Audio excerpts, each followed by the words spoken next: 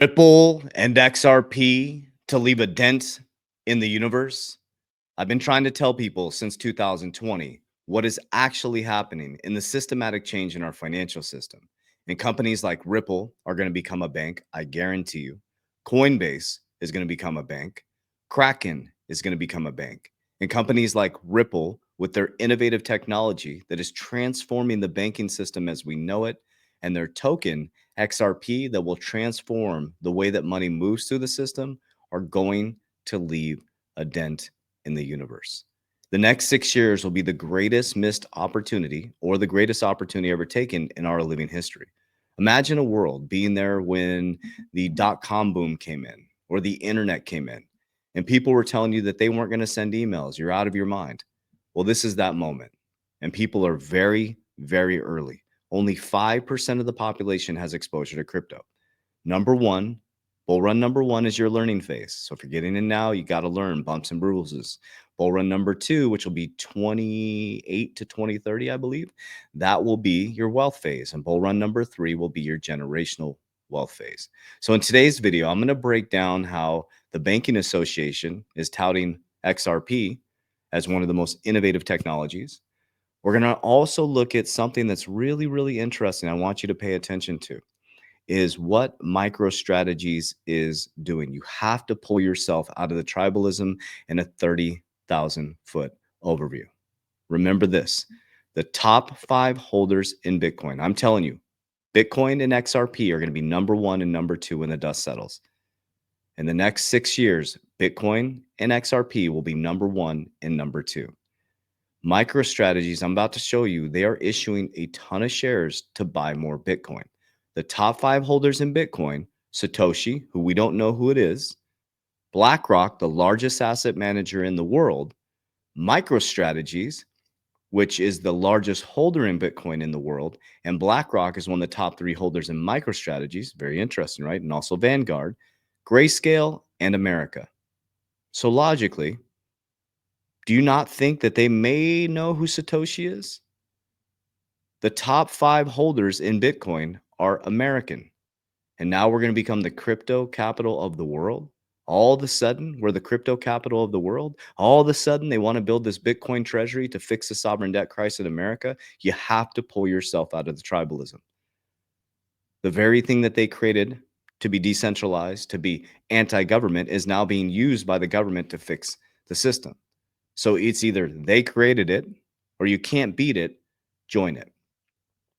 So the mechanisms of it as well, when people try to compare XRP or say they're completely different mechanisms.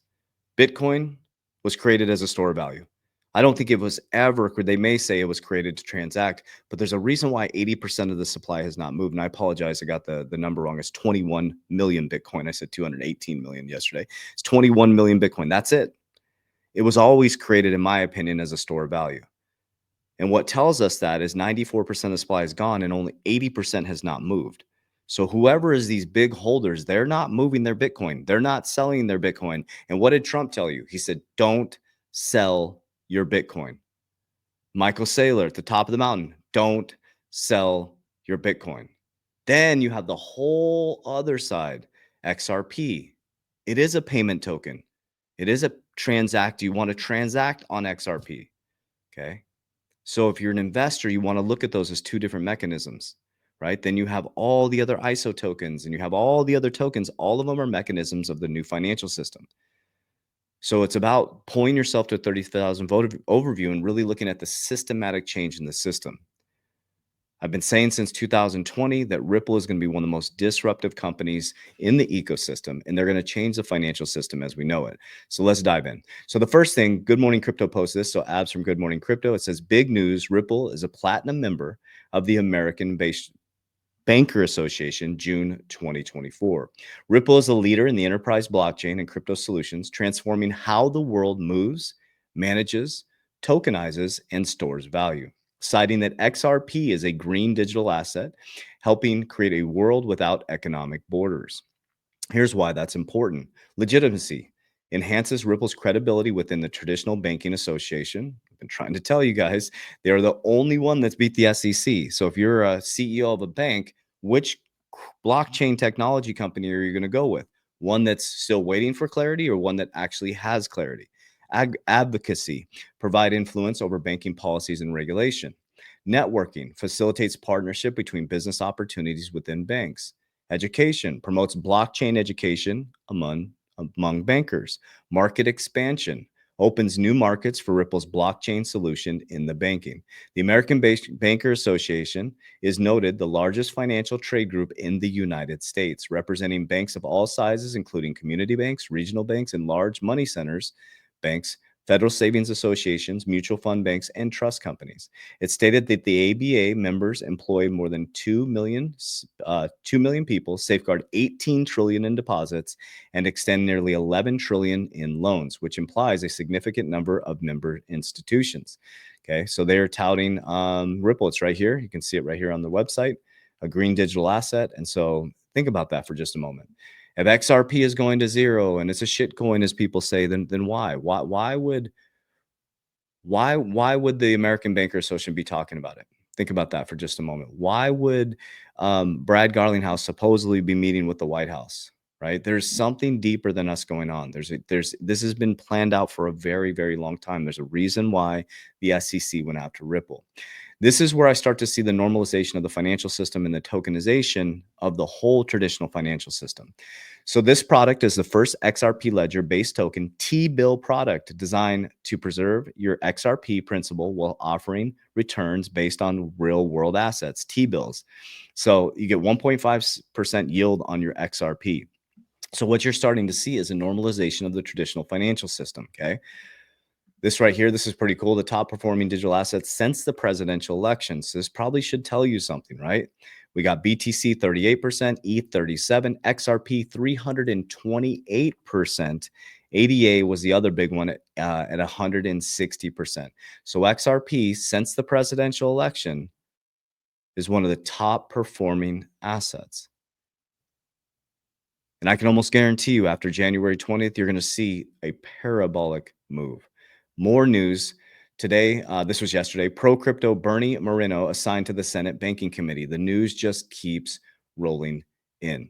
Now, I want to show you this because a lot of people are panicking about the market, especially if you're new to crypto. There's always going to be a liquidation process, right? There's going to be a big moon up and then everything cools off. Everything is a wave of energy. In nature, try to find me something that is exactly straight. Nothing is. Everything has a wave of energy to it. That's just how it works. Markets go up, markets go down. That's just how it works. So when there's a huge blow off top, there has to be a cool off period, right? So I want you to hear this guy's perspective on what's happening within the market. 2025 and beyond. But should anyone be worrying about the sudden weakness that we've seen in the last few trading days? No, it's great to be on. I think the weakness we've seen over the last few days is a healthy pullback. If you look at the crypto market, big picture, it's run up substantially since the election. We saw a lot of leverage build up in the system, and this is a natural washing out of leverage. There's been about $2 billion of forced liquidations over the last 2 days. This has happened in crypto since its very earliest period. We need to reset the leverage levels, and then we'll build from there. But the long-term drivers are still intact. We're still in a strong bull market. I think Kathy is right about where this is going. We feel exactly the same at Bitwise. There you go. So it's just cooling off, right? They're pulling their profits and then they're getting back in. And I just wanted to show you this. This is one thing that I want to talk to you guys about. Either Michael Saylor is a genius or he's going to take down MicroStrategies. BlackRock is going to just completely blow this strategy. Like, think about that for just a moment. Again, the top 5 holders, Satoshi, BlackRock, MicroStrategies, Grayscale, and US. I'm just using logic. And look what he's doing here. So MicroStrategy wants to issue 10 billion more shares of MicroStrategies at the current market price. That would be 3.3 trillion or 36 million Bitcoin. What comes next will be unprecedented. Something will have to give. And I'm guessing the price of Bitcoin will be going much higher. So again, I would love to hear your opinion down below. Do you think that he is a very smart man and understands what's happening? Or do you think that, like some people are saying, that Bitcoin's going to go to zero? What I'm here to say, and I will say this on recorded video, that I believe What's going to happen is Bitcoin is going to end up being the store of value. It's going to be gold. Jerome Powell even said it's not a competition for the dollar. Bitcoin and XRP, it's not a competition with those two. Like, for example, the dollar and Bitcoin are not competition. Okay. Bitcoin will be the new gold, digital gold. Jerome Powell said it's a competition for gold. XRP is a competition for things like the SWIFT system. Okay. But what you're going to start to see is you're going to see public and private sector coming together. That's how we're going to grow our way out of this economy. If you put yourself into a 10-year horizon, 20-year horizon, there will be no cash eventually. Everything is going to be digital. So you can resist it, you can run from it, but you're going to be using it at some point. And the people that say cryptocurrency is a fraud are actually going to be using blockchain and cryptocurrency without even knowing it. Think about that for just a moment. The American monetary system, the US dollar, is a Ponzi scheme. So when people say Bitcoin's a Ponzi scheme or XRP is a Ponzi scheme, the US dollar is a Ponzi scheme. If I put $10,000 into a bank account, they're going to lend you $9,000 of my money. And that goes over and over and over again until it's lent out 9 times.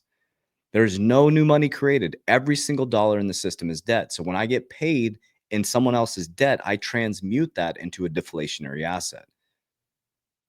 I store in Bitcoin and I'm buying a ton of XRP, or as much as I humanly can. Other tokens, XRP, XLM, ADA, Solana. I'm trying to think of all the tokens out there. HBAR, big ISO person, right? Huge ISO person. But I'm also diversified heavily outside of cryptocurrency. So I know that there's a big wave of energy coming around January, probably going to January 20th. It's going to be January, February, March, April, May. It's going to go whoo.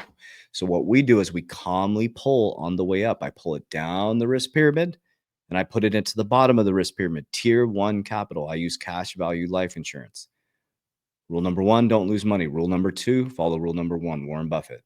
So I take some of my profits and I max fund my insurance policies. So now I can borrow against it tax-free, multiplying my money, richest man in Babylon. My principal is guaranteed. When the markets come collapsing down, my principal is guaranteed. And I'm getting market-like returns. And it has living benefits and a death benefit. Okay, that's why banks have tons of insurance. Okay, insurance companies have made it through Great Depressions, recessions. The only one that had a little bit of trouble was AIG, but that was on their mortgage side when the markets collapsed. And you can't commingle the insurance side and the mortgage side. Then we got silver. We're going to be getting a little bit more silver. I'm going to be working on a real estate strategy for tax liability. So I'm more of a long-term strategy. I'm not worried about the doors. And I'm currently working on a dividend strategy to create passive income from my assets. So one of the biggest rules too is don't buy like Lambos and big houses and all that stuff. When you get this big shot of money, you only buy that stuff when assets can pay for it. The number one thing is get all your personal debts paid off. Get to the point where assets can pay for your debts and non-negotiables, your net, so your family can survive. Get out of trading time for money and use the money to free up time. Once you got money freeing up time, then you can start to buy the things that you want. But hard line, until your family is secure, until you use this money to free up time so you can be with your family, do not buy things that take away from your future self. Okay, very, very, very important. Bull run number 2 is education. You're probably going into bull run number 2. It's just all about education. Okay, you got a good run ahead of you. You're going to get some bumps and bruises. You might get caught up at the top. You're going to come sliding back down, but you still own the token. Do not panic sell. Bull run number 2 is wealth building. We're in our bull run number 2 right now. All the wealth is coming in now. When we got all the buckets set up to fill the buckets. Bull run number 3 is generational wealth. Then you start to learn to build a trust over it. I have the Rockefeller waterfall system set up for my family. You start to understand about businesses and entrepreneurship and, C Corps and Augusta rule and all these different things where you can start to really understand the wealth game at a very, very deep level. But we start small. How do you eat an elephant? One bite at a time. Okay. Financial literacy first, understand what money is. From there, you learn how to get down to debts and non-negotiables. You create a budget. Okay, you create some cash flow. Once you create cash flow, you learn how to invest that cash flow. You pay attention, get some bumps and bruises. You pull some off the top. You learn how to diversify. Once you learn how to diversify, then you learn how to protect. Once you learn how to protect, you learn how to live off your assets. And then you live a life of freedom. That's what we're looking for, is peace and freedom, right? Freedom of choice, freedom of time, freedom to do what we want with our families. And for me, it's very important to raise my kids. Very important.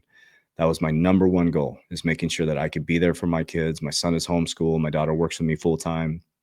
I'm with my kids. Our children are only children once.